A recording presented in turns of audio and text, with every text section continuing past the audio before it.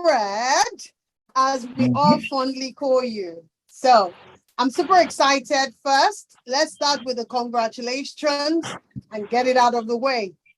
After being an actor for several years, a director, a producer, and now you went back to school. And not just going to school to get the certification, but you went to school to learn hands-on. So a massive congratulations to you, boss, as a professional Scrum Master. Thank you, thank you. Awesome, awesome, awesome. I'd like you to tell us, how was your experience on the LEARNTOR cohort session? Wow. How do I start? It was quite challenging. Lectures were daily, from 8 o'clock to 10 o'clock each day. And we had a scrum at 7 o'clock every day. So you can imagine the sudden need to change routine and how it can affect somebody. So it was quite tedious. The good thing about it is that when you got into class, it was hard to leave. The resource persons were very, very engaging, and they could hold your interest. In fact, a popular thing that they used to do was say, okay, should we close now, or can we just take another 30 minutes? And the whole class would say, another 30 minutes.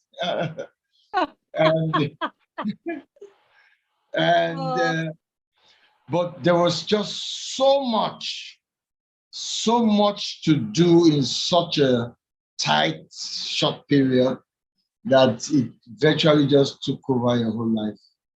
And they were looking at me, hey, you still the class? You still the class? Even when it's not yet class time, I'm always looking for. But thank God they were always there. But it was tasking, trying. Thank you so much for sharing, Uncle Fred. It was such a joy to have you in the class. It was an incredible joy to truly have you as part of the cohort 4. And I'm very honored that you actually took on this challenge.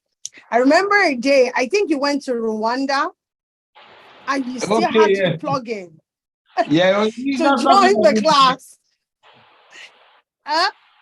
Sorry? That's what I mean by the challenges. And it's not as if I was not doing anything. I still had to do the things that I was doing before and be at engagements and events that I was meant to be at. So sometimes I'm actually in a function, my earphones on, and listening to lectures. I've been distracted everywhere, but I'll just try and concentrate. And there was this particular time I was in transit, and they had this, I've forgotten the particular topic it was, but I was so keen on getting to read that topic. And then luckily we're in transit from Ethiopia, I think. We're coming from Rwanda back to Nigeria. So we're stopping in Ethiopia. I was earphones, and as soon as I could get service, I get to the service and try, but several things like that. It was interesting, really. And we had very eager, keen classmates who were always on point, and you always felt that, oh God, I'm behind. Oh God, I will fail this exam. Oh God, I can't afford to fail. But we continued like that. You did it. You really, one thing that I know cohort 4 would say is the fact that you bring a lot of humor. You make the situation very light. And I remember the course you're talking about. It was a design thinking class with Claudia, and you really wanted to be part of it, and you were part of it. One of the things that I would say was very intriguing for me is the fact that it was a new experience in the tech space. and the way you go about using the nuances. Our definition of done, you would use, yes, we're having daily scrum. I mean, you just used it now. I think that's quite fascinating. You shared your testimonial and you said your father went back to school at 50 plus, and you two are doing the same thing. Do you want to share a little bit about it?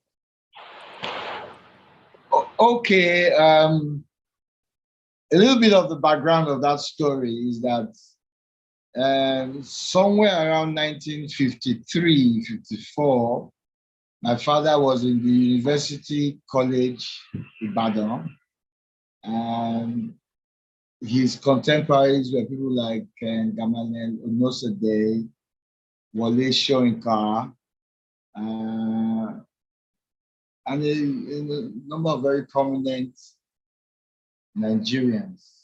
In fact, at that time, he became president of Students' Union, of the first ever president of the Student Union in University of Ibadan.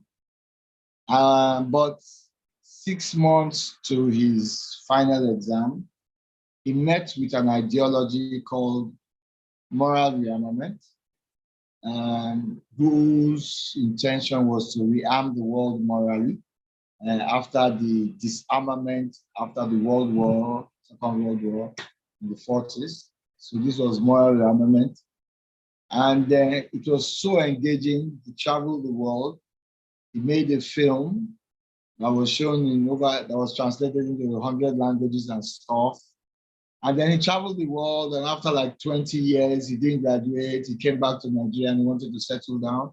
He became principal of Hussey College, Warri. And then there was one governor, Samuel Ogbomudia, who was very popular in Midwest State then. Ogbomudia now took a liking to his methods, but then jealousies and petitions started coming that all principals must be graduates who had gone to university, and Mr. Amata, John Fogali Amata, he does not have a certificate. So they now did Operation Show Your Certificate in the whole of Midwest State because of Mr. Amata.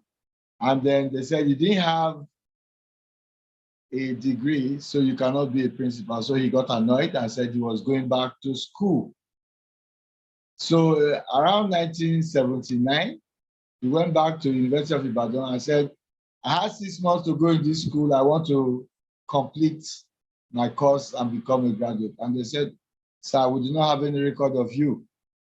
I said, no, I was here. These are my credentials. I was in University College Ibadan. I said, that's it, sir. Wait, you were in University College Ibadan. This is University of Ibadan. Two different institutions. We don't have any record of you. The only way you can do anything now is to go and start from first year and finish 4 years later. And he said, what the hell? I'll do it. And he was 50 plus. But that was not the beginning. He got admitted into theater arts because he was studying classics before. And his first son, Amata, was in the same class, theater arts class. So he sat in the same class with his son, and they both, and then he was very worried. His son is an A student. Zach made like, I think it was 7 A's or 8 A's in secondary school. So he's an A student and he was going to be hot. So in any case, my father now went to school in his 50s and he graduated on the same day with his son. They both made 2-1, that was first class, second class upper, and proceeded to do their masters. So I always was encouraged that it doesn't matter. I finished university in 1986. I didn't really go back I did some courses. I was in UCLA, but not really back to school to write a thesis or take an exam. And this was the first assessment or test or exam I'll be taking close to 30-something years. And glory to God, I didn't want to fail. I could not. But I had to do it the old way. the Scrum guide. I took up the Scrum guide and I copied it word for word, comma for comma, letter for letter. Before, first of all, I read it about 4 times, listened to the audio about another 8 times, and then I said, and then I now wrote it word for word. It took me days, but every day, anything I'm writing is sinking. So I had Scrum, that Scrum guide in my head. I was ready to take that exam. Thank God. It came out top. Congratulations, Uncle Fred. 8% before. But I made that. Yeah, so he scored 98 point something percent. Amazing. Almost 99%. 98.8%. And let me explain to people that don't understand. The Scrum exam by scrum.org is not a walk in the park, because what scrum.org is scheduled to do is not about you getting certified. It's about you having the mindset of Scrum, understanding the Scrum framework to the letter. So there's a difference about understanding the framework and being able to go and implement. They're two different, but they are more focused on the Scrum guide, because once you understand the mindset, the principle, the best practices of Scrum, then you're good to go. So a massive congratulations to you, Uncle Fred. Well deserved. For people to understand, it's an open book exam. But plus your open book, if you do not have the Scrum mindset, you will flunk the exam.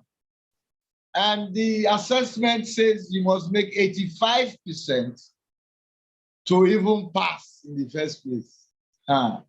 So it was really tough, but we gave it a shot, and I'm very excited about it. I know. Thank you so much. Thank you. Thank you so much, Uncle Fred, for making the cohort 4 memorable for many of the cohort members. I truly appreciate and respect your commitment to the learning experience for LEARNTOR cohort. I salute you and I congratulate you. Can I say this? You went back to school to learn again at 50 plus. Your dad did the same thing. Oftentimes, many people will say, I beg. It's not for me. It's not for me. But what you have done, you've disrupted that, especially within your industry, and told them that anybody can learn. What would you say to people that are still on the fence? Should I not? And I want to give context to what you have learned, Uncle Fred.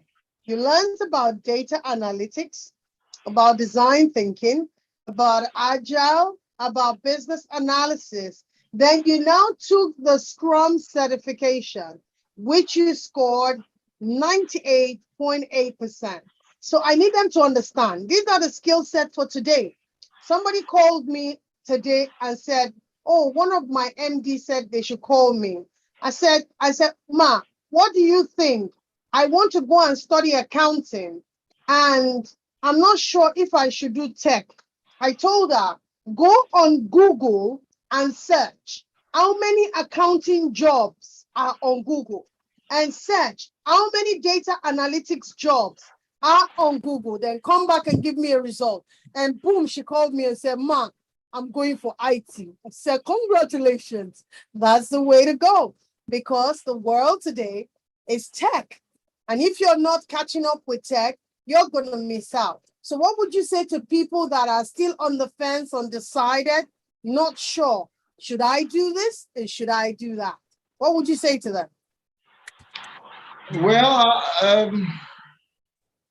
that trip I told you I went to Rwanda for, it was for a African Women's Conference. And then there was this young girl who's married, and I think she was 27, and she's already a professor, or 27 or 29. But she said something remarkable. about the amount of jobs that will be available in the area, especially in this area of project management, agile, Scrum, the agile way of thinking. And in, like she said, there will be close to, is it 40 million jobs in the next 5 years that you could access from anywhere you are in the world, which includes being a Scrum Master, being thinking agile, includes data analytics, UI UX design thinking, and all of that. And the world is changing rapidly. And so much emphasis is no longer on certification and paper qualification, but on hands-on knowledge that can be applied, applicable. And that is the kind of advantage that taking a course like this actually gives you. Today, I can sit down here in my room and be working for a company in Uzbekistan or in London or in Monrovia, or think of it. Just the knowledge that you can be available for that kind of engagement is gratifying. It's something that people should people should aspire to. I'm going to do my best to make sure that I get as many people as I can convince to improve their preparedness for the level of opportunities that are abounding now, that are even going to abound even more abundance. There's like, what do you call this loving kindness, the multitude of his loving kindness will be I mean, expressed. IFC released a report in 2019 that there are over 260 something thousand jobs within the tech space, but there are not people skilled enough, especially in Africa, to fill the gap. The Home Office today has opened their borders to accept migrants, but the people that they want in their country are people that have tech skills, that are tech or digitally savvy. So if people are not woke to the reality, they have something else coming. Anyway, so Uncle Fred, I want to sincerely appreciate you. And on this note, I want to say, anybody watching online, I would recommend that you sign up for the Career Open Day, LEARNTOR Career Open Day. It is absolutely free. Come get some level of exposure with regards to the LEARNTOR Career Open Day, which is totally free. Just sign up. Just come and see what Uncle Fred has been exposed to. I want to say thank you, sir. We're so glad to have you as part of the cohort. Thank you for being an evangelist. Scrum.org will be very proud of you because you read the Scrum guide back to back 4 times. And this, I must tell you, even some of the PSTs today had to take the Scrum certification 3 times before they could qualify for the PST. So if you decide in the next 4 years you want to become a Scrum trainer, you have automatically qualified. So respect. Congratulations, Uncle Fred. Yeah. Yeah. I think I like that idea. Yeah. Can be a trainer. Yeah. It's great. But it's not automatic with Scrum.org. That's why they are not rushing people to just go after. When you've taken PSM 1, you jump onto the next PSM. But I'm so glad that you were part of it. Thank you, everyone, for watching. Sign up for Career Open Day. There is another person, Uncle Fred. Please share your community. Tolu, I'm bringing him to Nigeria. There's a business analysis class that is loading, and it's going to happen at next to nothing. Come learn the skills that even the United Kingdom government is asking for people that have the skill set. It's called the business analysis skills. So sign up. The flyer should be out tomorrow. Look forward to having you all. Uncle Fred, See you on the other side. We're going live on Instagram. You can join us there for more conversation. Please let him know. Oh, he said, Tolashe Ilesomi said, I should let you know that your sister Eloho is watching. Any words? Okay. My Eloho, sister. thank you. Yeah. Okay. Do you have any words for Eloho? Yes, too. I should introduce you. Do you have any words for Eloho? Hi, Eloho. Oh, yes. Hello. You should look. What's her? You should follow her. She does a program every morning. Heart Hello, song. join us. Hello, join us live on Instagram. I'd like to bring into the live chat. I'm going live with Uncle Fred right now. Join us on Instagram. I like that to join us. Uncle Fred, thank you. Go live on Instagram. Yes, so okay, bye. Hello, see you on Instagram, okay, Mama? Thank you so much. Thank you. She said congratulations. I look forward to seeing you on Instagram. Thank you.